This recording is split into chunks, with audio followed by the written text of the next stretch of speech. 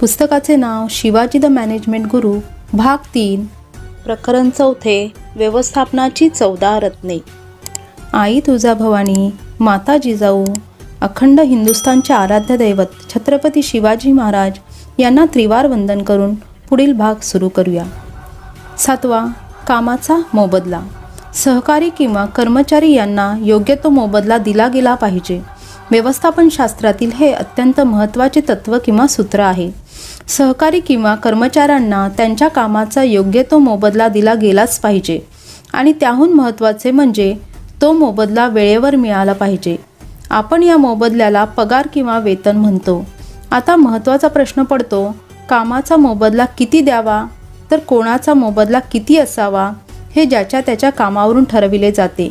शिवाय राहणीमान, खर्च, महागाई इत्यादी गोष्टीही लक्षात घेतल्या जातात आणि बऱ्याचदा फक्त रोख पैशात पगार घेऊन भागत नाही। चांगल्या संस्था आपल्या कर्मचाऱ्यांना पगाराव्यतिरिक्त जे फायदे देतात त्यामध्ये चांगले वातावरण, त्यात कामगार सहजपणे उत्साहाने काम करू शकेल, कॅन्टीनची सोय जेथे कर्मचारी व्यवस्थित जेवण करू शकेल, मधल्या सुट्टीत किंवा इतर वेळी मनोरंजन करू शकेल अशा सुविधा पुरवतात। छत्रपती शिवाजी महाराजांची योग्य मोबदला देण्याची पद्धत अत्यंत उत्कृष्ट अशी होती। ज्याच्याकडे घोडा आहे तो घोड्यासह स्वराज्याच्या नोकरीस आला असेल तर त्याच्या घोड्याच्या खुराकाचाही सरकारमधून खर्च दिला जाई। सैनिकांना पगार वेळेवर दिला जाई। यात कधीच दिरंगाई झालेली पाहायला मिळत नाही। ज्यांच्याकडे स्वतःचे घोडे नाहीत त्यांना सरकारातून घोडा दिला जाई आणि घोड्यांची काळजी पाहण्यासाठी मोतदार ठेवला जाई। महाराज आपल्या सहकाऱ्यांना जो पगार देत त्याचे 2 भागात विभाजन करता येते। एक म्हणजे अधिकारी वर्गाला दिले जाणारे वेतन। यात अष्टप्रधान मंडळ, सेनापती, हवालदार, जुमलेदार, हजारी, पंचहजारी, सप्तहजारी अशा लोकांचा समावेश होतो। या लोकांना जे वेतन दिले जाई ते आज व्यवस्थापकाला जसे वार्षिक दिले जात तसे ॲन्युअल बेसवर दिले जाई।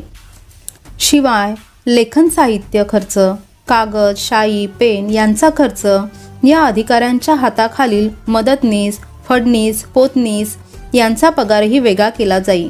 शिवाय पालखीच्या भोईंचा पगार वेगळा दिला जाई। तर सैनिकांचा पगार हा रोजमुरा म्हणजे डेली बेसिसवर दिला जाई। महाराज आपल्या मंत्र्यांना किंवा सैनिकांना जो पगार देत त्याबाबतचा तपशील खालीलप्रमाणे। पेशवा 15,000 होन वार्षिक, अमात्य 12,000 होन वार्षिक, सचिव, सुमंत, सेनापती, पंडितराव, न्यायाधीश, मंत्री प्रत्येकी 10,000 होन वार्षिक, जुमलेदार 500 होन वार्षिक, मुजुमदार, कारभारी, जमेनीस प्रत्येकी 500 होन वार्षिक, जुमलेदार 100 होन वार्षिक, सबनीस 40 होन, हजारी 500 होन आणि त्याचा सबनीस 100 ते 125 होन। आज आत्ताशी कुठे 21व्या शतकात व्यवस्थापकाला राहायला घर, प्रवासाला गाडी आणि इतर फायदे देण्याच्या कंपनी विचार करत असताना 260 वर्षापूर्वी महाराजांनी आपल्या अधिकाऱ्यांना अगदी शाईपासून कागदापासून खर्च करायला वेगळे पैसे देणे हे किती दूरदर्शी पाऊल होते ते आपल्याला कळून येईल। म्हणूनच महाराजांना आपण भारतीय व्यवस्थापक शास्त्राचे जनक म्हणणे योग्य होईल। अगदी संभाजी राजांना वयाच्या 16व्या वर्षी प्रशासनात उतरवताना 26 जानेवारी 1671ला महाराजांनी शंभूराजांना खाजगीतून मदतनीस म्हणजे सहाय्यक नेमून दिला। महाजी यमाजी हा शंभूराजांचा PA, याचा पगार वार्षिक आणि त्याला शाई, कागद याचा वेगळा खर्च पगाराव्यतिरिक्त मंजूर केल्याचे रेकॉर्ड आहे। स्वराज्यासाठी लढताना अपंग झालेल्यांना औषधाचा खर्च वेगळा दिला जाई। तसेच जे मावळे शहीद होत त्यांच्या घरी त्या सैनिकांच्या वेतनाच्या अर्धी रक्कम जोपर्यंत त्या घरातील कोणी करता मनुष्य कमावत नाही तोपर्यंत चालू राही आणि शहीद झालेल्या मावळ्यांच्या मुलांना आणि त्यांची योग्यता आणि आवड पाहून लष्करी किंवा मुलकी कारभारात सामावून घेतले जाई। आणि समजा मावळा शहीद झाला तेव्हा जर ही मुले शाळेत जात असतील तर त्यांच्या शिक्षणाचा खर्च महाराज स्वतः करीत असत। याला म्हणतात दूरदर्शी व्यवस्थापक। महाराज म्हणूनच राजे नव्हे तर व्यवस्थापकांचे व्यवस्थापक आहेत। सैनिकांचा पगार देण्याच्या बाबतीत शिवाजी महाराज किती दक्ष असत आणि नियमितपणे ते वेतन कर्मचाऱ्याला मिळालेच पाहिजे। यासाठी महाराजांनी जी व्यवस्था राबवली त्याचा इतिहासातील हा पुरावा. 8वे रत्न, काही अधिकारांचं केंद्रीकरण. हेनरी फेयल आणि इतर मान्यवरांचं असं म्हणणं आहे की संस्थेला, कंपनीला जर यशस्वी करायचे असेल तर काही अधिकारांचे केंद्रीकरण तर काही अधिकारांचे विकेंद्रीकरण करणे गरजेचे आहे.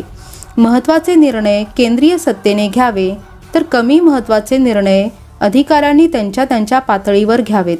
सगळेच निर्णय घेतले तर राजाला मजुरी करावी लागेल, एवढी कामे करावी लागतील आणि सगळीच कामे जर हाताखाली लोक करतील तर राजा बेकार राहील.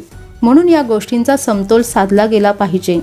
महाराजांनी स्वराज्याच्या प्रशासनाचे केंद्रीकरण करताना लष्करी निर्णय नेहमी स्वतःकडे ठेवले आणि प्रशासकीय निर्णय घेण्याचे अधिकार मात्र मंत्र्यांना दिले. त्या मंत्र्याने आपापल्या कार्यक्षेत्रापुरता निर्णय त्यांनी त्यांच्या पातळीवर घेण्याचा अधिकार दिला गेला. आणि जर महाराजांच्या एखाद्या मंत्र्याचा निर्णय रयतेला, कर्मचाऱ्यांना चुकीचा वाटला तर त्याविरुद्ध महाराजांकडे अपील करण्याची सोय होती. अगदी एखाद्याला असे वाटले की महाराजांनी दिलेला निर्णय आपल्याला न पटणारा किंवा मनाजोगता नाही तर अशा माणसालाही आपली फिर्याद चौथा वाडा सरसुभा हा शिक्का हाती असलेल्या जिजाऊ साहेबांकडे घेऊन जाता येत होते.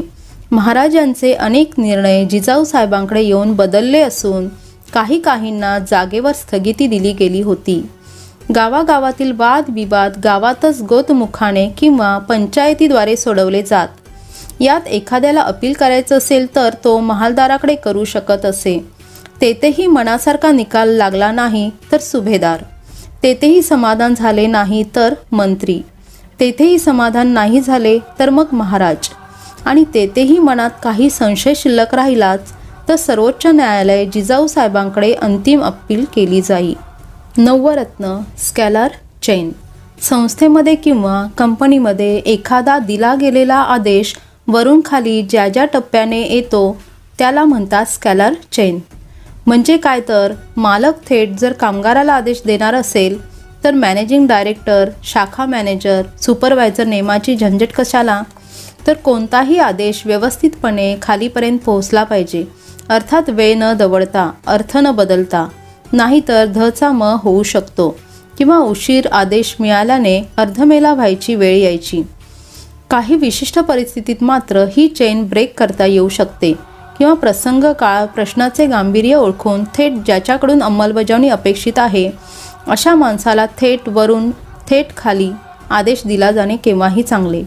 महाराजांचे मुलकी आदेश, प्रशासकीय निर्णय हे मंत्री, सुभेदार, महालदार असे करतच खाली गावात यायचे. तर लष्करी बाबतीत एकतर तो आदेश सेनापतीला आणि तेथून खाली संबंधित अधिकारी यांच्या मार्फत पोहोचवला जाई. काही विशिष्ट प्रसंगात महाराज ही चेन तोडून थेट गावात पाटलांच्या नावे आदेश पाठवीत. उदाहरणार्थ, गावच्या आठवड्या बाजाराचं संरक्षण करून तो बाजार व्यवस्थित भरवणं आणि महसूल गोळा करणं यात काही अडचण आली तर थेट महाराजांचा आदेश तिथला नायकवडी किंवा पाटलाकडे विनाविलंब येऊन धडकत असे. ग्रामीण भागात लोकांना जीवनावश्यक वस्तू मिळण्याचा एकच दिवस असतो आणि तो म्हणजे आठवडा बाजार.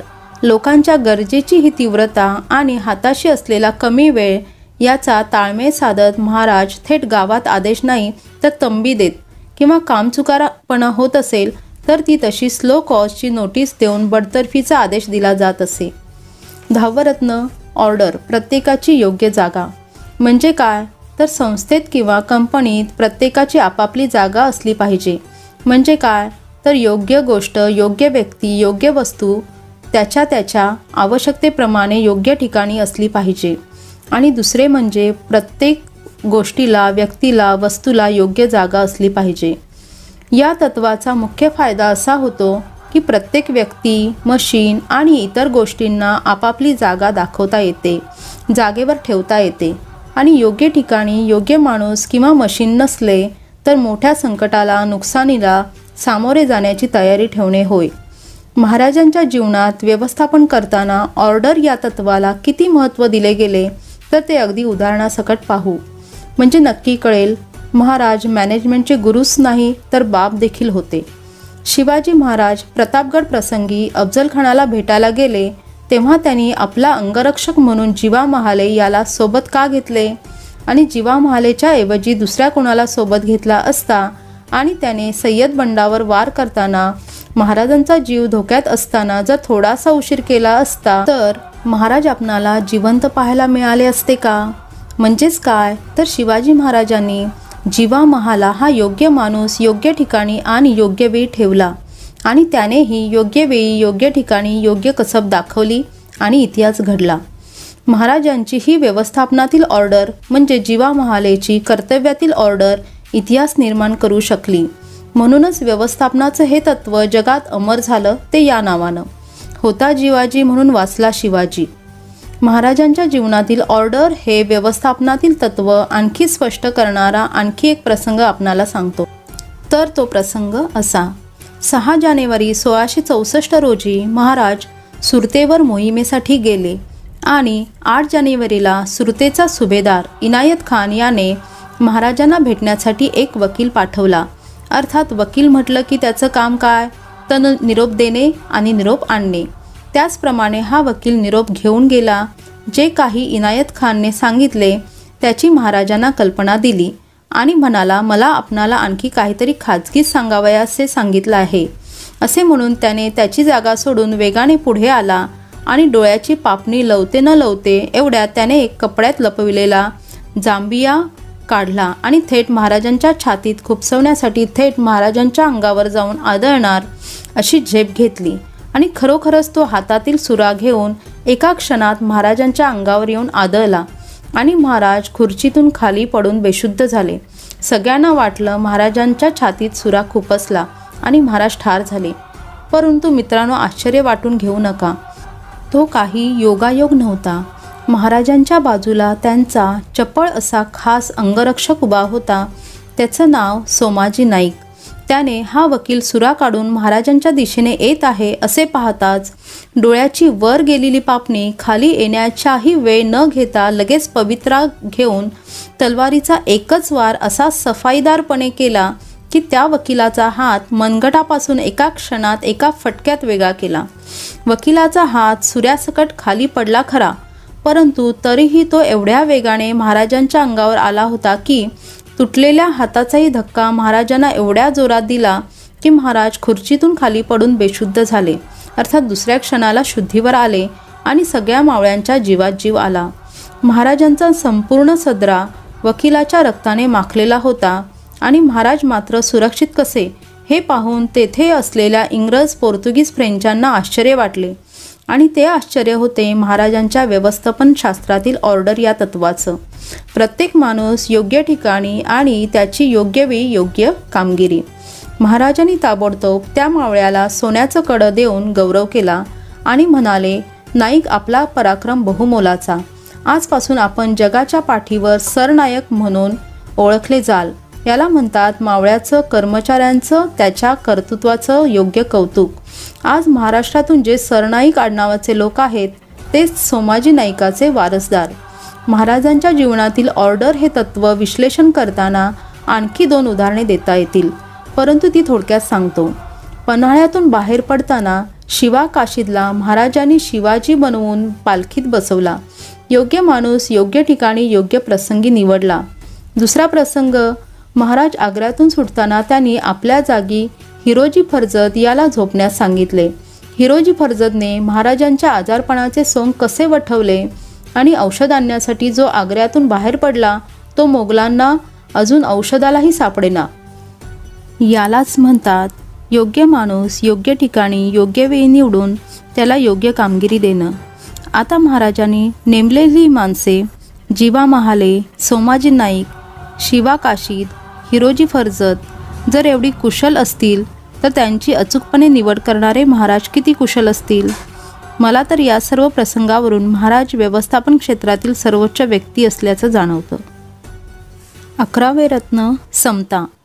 इक्विटी हे व्यवस्थापन जगतातील एक महत्त्वाचे सूत्र किंवा तत्त्व मानले जाते. समता म्हणजे काय तर सर्वांना समानतेची वागणूक दिली गेली पाहिजे. संस्थेत, संघटनेत कोणालाही विशिष्ट आणि कोणालाही दुय्यम दर्जाची वागणूक विनाकारण दिली जाऊ नये. संस्थेत जी काही पदोन्नती किंवा बदली केली जाईल ती पूर्णपणे कर्मचाऱ्याच्या कामामुळे असली पाहिजे. चांगले काम असेल तर पदोन्नती देताना हयगय होता कामा नये आणि जर कोणी चांगले काम करत नसेल तर त्याची बदली करतानाही कोणाची ढवळाढवळ होता कामा नये. काम करणाऱ्याला प्रमोशनच्या रूपाने बक्षीस आणि काम चुकाराला बडतर्फी किंवा बदलीच्या रूपाने शिक्षा दिली गेली पाहिजे. यालाच म्हणतात समतेचं तत्त्व. छत्रपती शिवाजी महाराजांचं व्यवस्थापन पाहता समानता हे तत्त्व महाराज किती कटाक्षाने पाळीत होते हे लक्षात येते. उदाहरणार्थ, महाराजांनी कधीच आपल्या नातेवाईकांना वशिला लावून स्वराज्यात एकाही पदावर घेतले नाही आणि ज्याची योग्यता आहे त्याला डावललंही नाही. अष्टप्रधान मंडळात एकही भोसले नाही आणि स्वराज्याचा राज्यकारभार करताना किल्लेदार, हवालदार पासून सुभेदार पदापर्यंतच्या सगळ्या नेमणुका जात, धर्म, पंथ, भाषा, प्रांत हे मुद्दे लक्षात न घेता नियुक्त्या केलेल्या आहेत आणि सर्वांचे प्रमोशन, बदली हे मेरिटप्रमाणे केलेले दिसते. शिवाजी महाराजांनी स्वराज्याचा रथ चालवताना ब्राह्मण, कायस्थ, मराठे, आदिवासी, दलित, वनवासी अशा सर्व जातीच्या लोकांना समान न्याय दिला. म्हणूनच त्या काळी जेव्हा प्रस्थापित मंडळी दलित समाजाला गावाबाहेर ठेवीत होती तेव्हा शिवाजी महाराजांनी त्यांना घरात घेतलं. मदारी, मेहतर, भंगी होता तरी तो सावलीप्रमाणे महाराजांसोबत होता. 150 किल्ले दलित समाजाच्या ताब्यात होते. अनेक गावांची पाटीलकी मुसलमान, दलित, आदिवासींकडे होती. बहिर्जींसारखा रामोशी समाजातला बुद्धिमान पोरगा स्वराज्याच्या गुप्तहेर खात्याचा प्रमुख होता. नाभिक समाजातील जीवा महाले अंगरक्षक होता. मुस्लिम समाजातील मुल्ला काजी हैदर न्यायाधीश होता आणि गंगारामसारखा गुजराती मुलगा 10,000 मनसबदार होता. तर येसुबाईसारखी 17 वर्षाची तरुण मुलगी स्वराज्याची कुलमुख्तयार होती. ज्या काळात महिलांना राजकारण येणे दुरापास्त होते त्या काळात महाराजांनी महिलांना राजकारणात, प्रशासनात आणलं. हे स्त्री पुरुष समानतेच्या नुसत्या बाजारगप्पा मारणाऱ्यांनी नीट लक्षात घ्यावं. म्हणजे बरोबर कळेल की महाराज त्यांच्या व्यवस्थापनात समानतेचं तत्त्व अंमलात आणायला राज्यकारभार करताना कसलाच भेदभाव स्त्री पुरुष, उच्च नीच, जातपात, धर्म, भाषा यावरून करत नव्हते आणि काम चुकाराला मात्र कधीच सोडत नव्हते. महाराजांचे एक पत्र अत्यंत प्रसिद्ध आहे ज्यात महाराजांनी जीवाजी विनायक या ब्राह्मण अधिकाऱ्याला ब्राह्मण म्हणून कोण मुलाहिजा करू पाहतो या शब्दात खरमरीत मेमो पाठविला होता. आपण ब्राह्मण असल्यामुळे महाराज आपणाला शिक्षा करणार नाहीत हा त्याचा गैरसमज खोडून टाकणारे महाराज समतेचं तत्त्व पाळताना दिसतात. तसेच शिक्षा करताना कोणी नातेवाईक मित्र आहे म्हणून मोकळेही सोडले नाही. सोमाजी गायकवाड नावाच्या सोयऱ्याचे डोळे काढण्याचा आदेश देणे किंवा खंडोजी खोपड्यांबद्दल कान्हेजी जेदेंनी रदबदली केलेली असतानाही हातपाय कलम करणे, गावातील एका गरीब मुलीचा विनयभंग केला म्हणून प्रस्थापित समजल्या जाणाऱ्या पाटलाचेही हात कलम करणे ही शिवाजी महाराजांच्या जीवनातील समता या तत्त्वाची ज्वलंत उदाहरणे होत. निरपेक्ष वशिलारहित प्रशासन आणि व्यवस्थापन जगाच्या पाठीवर कोणी केले असेल तर ते 100% महाराजांनीच, कारण ते रयतेचे राजे होते, समतेच्या तत्वाचे पोशिंदे होते. 12व रत्न कामाची हमी म्हणजे काय तर लोकांना कामावर ठेवताना रोजगारीची हमी देणे. एखाद्याने तात्पुरत्या बेसवर किती दिवस काम करावं, तात्पुरते काम करण्याचा कल टंगळमंगळ माणसाचा असू शकतो आणि चांगलं काम करणाऱ्या कर्मचाऱ्याचा कायम असुरक्षित ठेवणं हे वाईट मालकाचं लक्षण असतं. त्यामुळे चांगल्या माणसांना, कर्तबगार माणसांना लवकरात लवकर परमनंट कायम केले गेले पाहिजे.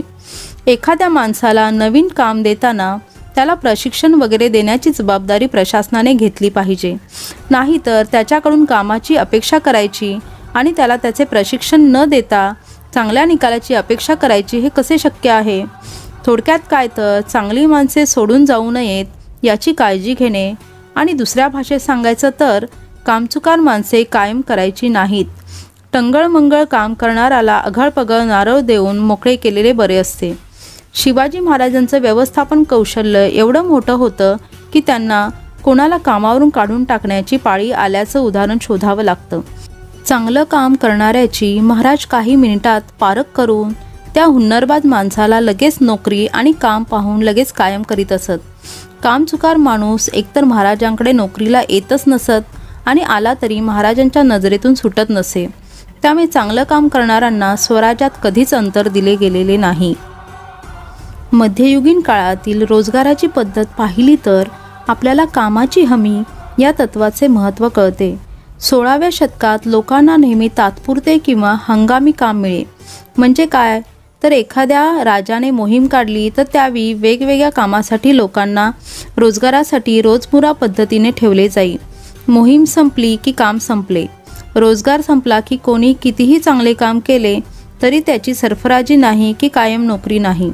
कारण सगळा भाडोत्रीचा कारभार. कंत्राटी पद्धतीने लोकांना सगळे राजे राजवाडे कामाला ठेवत असताना महाराज मात्र लोकांना कायम नोकरी वेतनाची हमी देतात. पहा किती दूरदर्शीपणा असणारे महाराजांचे नेतृत्व या देशाला मिळाले. रोजगाराची हमी देणारा जगातील पहिला राजा कोण असेल तर ते आपले शिवाजी महाराज आहेत. हे आपण गर्वाने जगाला सांगितले पाहिजे. महाराजांचे कर्मचाऱ्यांना कायम करण्याचे धोरण पाहूनच 700 पठाण आदिलशहाची कंत्राटी नोकरी सोडून 1657ला स्वराज्यात दाखल झाले. कारण एकच, नोकरीची हमी. आणि महाराजांचे वय फक्त 27. म्हणजे रोजगारीची हमी देणारे महाराज हे जगातील सर्वात तरुण व्यवस्थापक होते.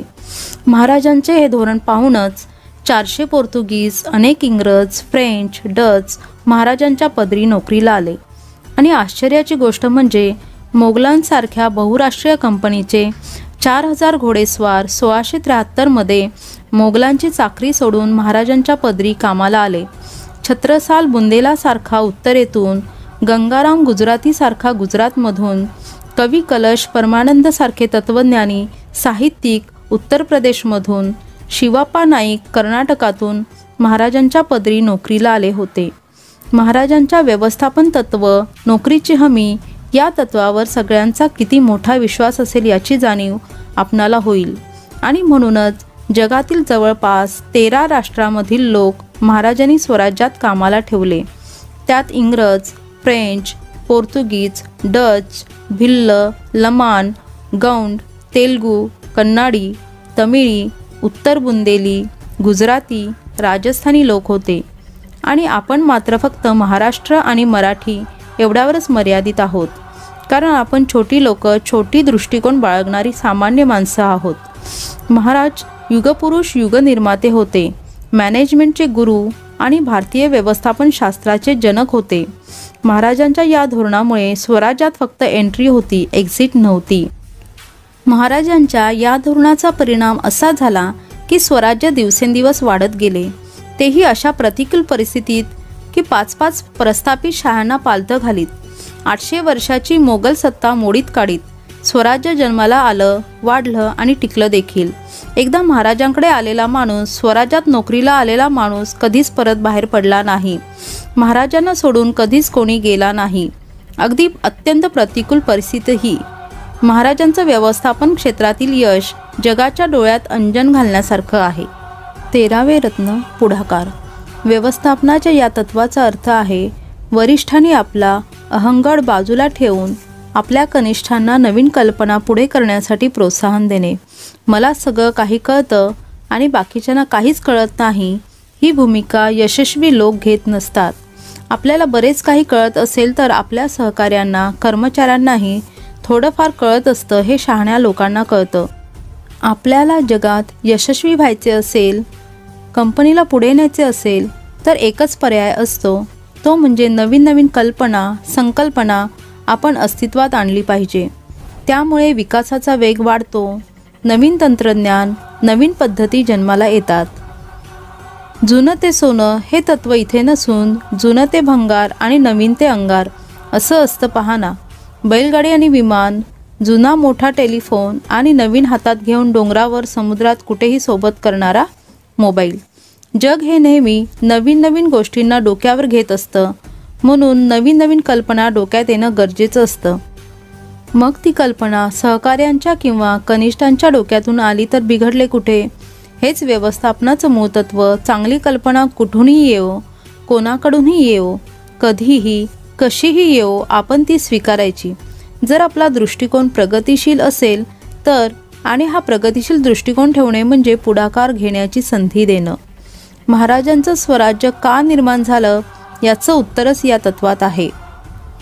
आपण स्वतःचं अस्तित्व राज्य निर्माण करू शकतो असं 300 वर्ष जिथे लोकांना स्वप्नातही पाहता येत नव्हतं ते महाराजांनी अस्तित्वात आणलं. म्हणजे नवीन विचार संकल्पना मांडली आणि अंमलात आणली.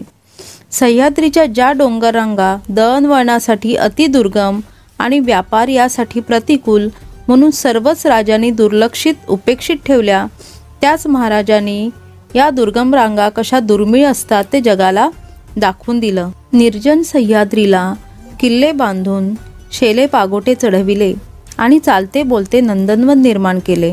स्वराज्य हे नावही याच प्रकारात मोडते. ते आपल्या स्वराज्यासाठी महाराजांनी निवडले.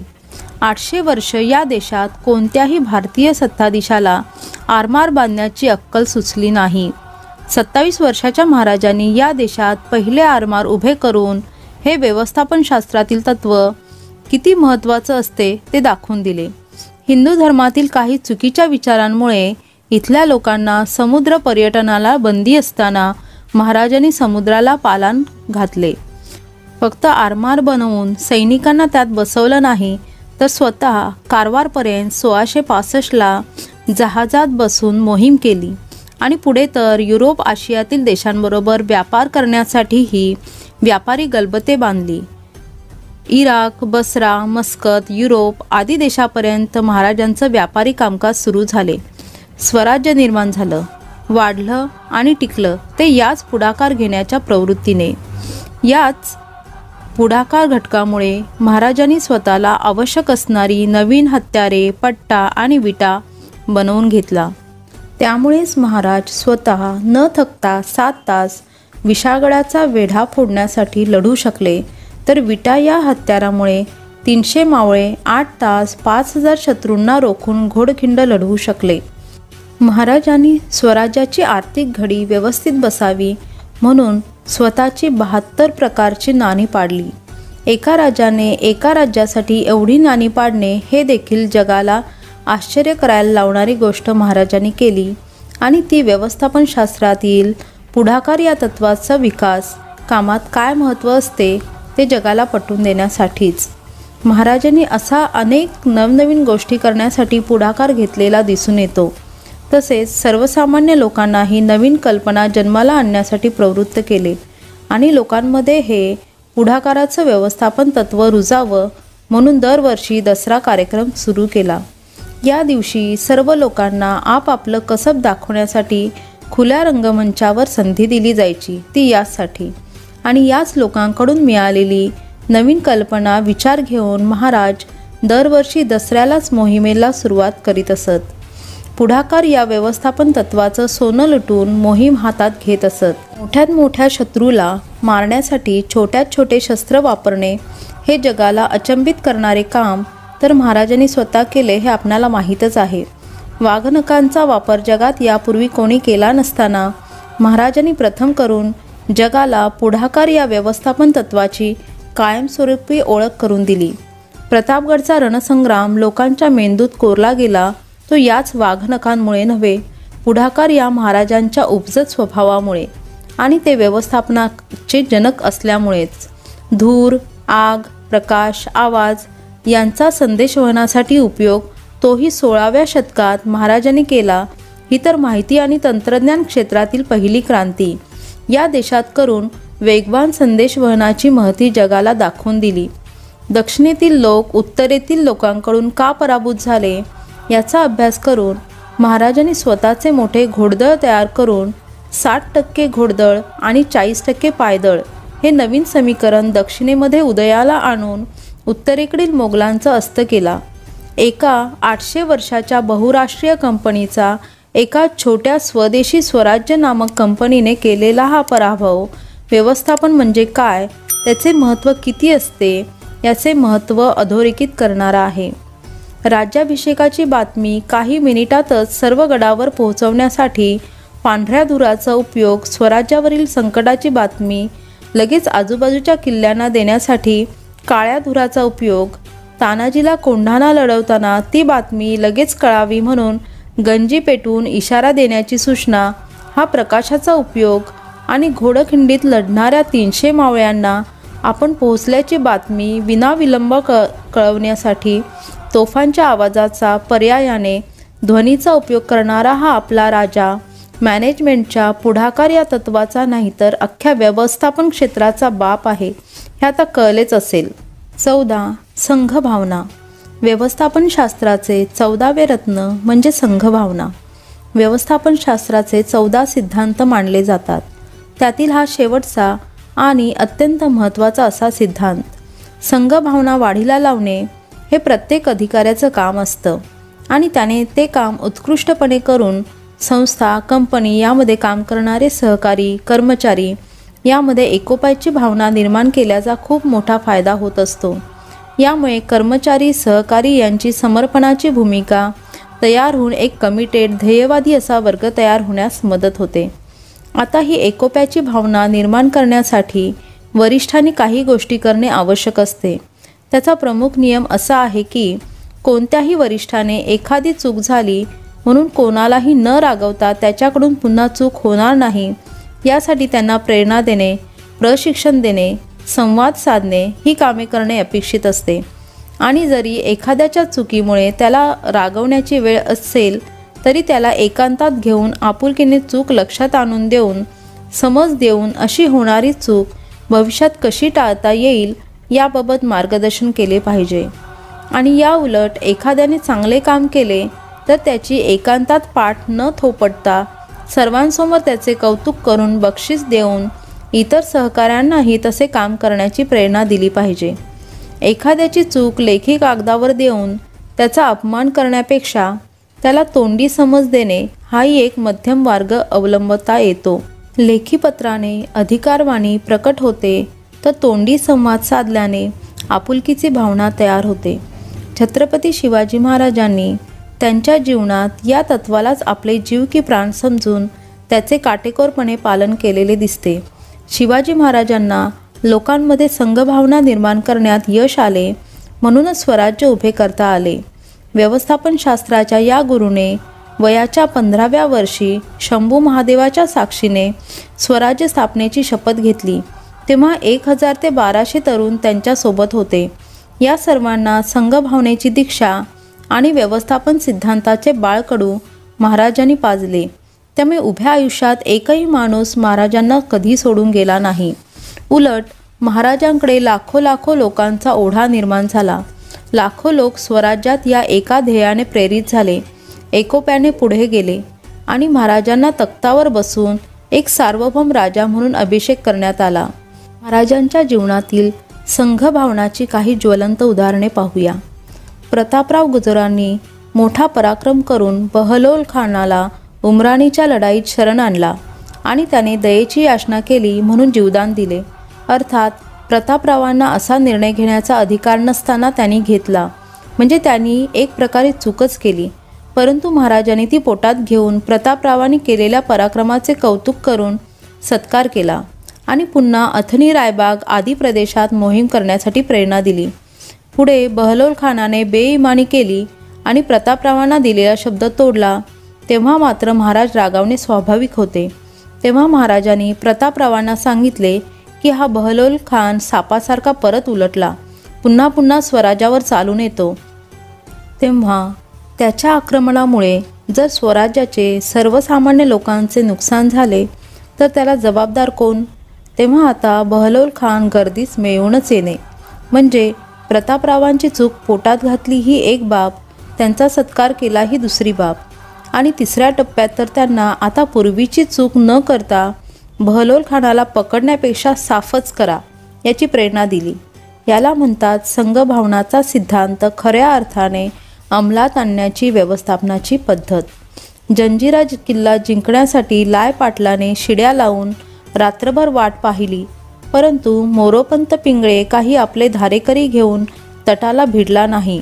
त्यामुळे साहजिकच तांबडं फुटून शत्रूच्या हातात येण्या अगोदर लाय पाटलाने जंजिराला लावलेल्या 500 शिड्या काढून घेतल्या आणि परत माघारी फिरला. महाराजांनी त्या लाय पाटलाला रायगडावर बोलून घेतला आणि असे प्रचंड धाडस करणाऱ्याच्या मर्दाचा सोन्याचं कडं देऊन पालखीचा मान देऊन गौरव केला. त्याला पदवी दिली सरपाटील.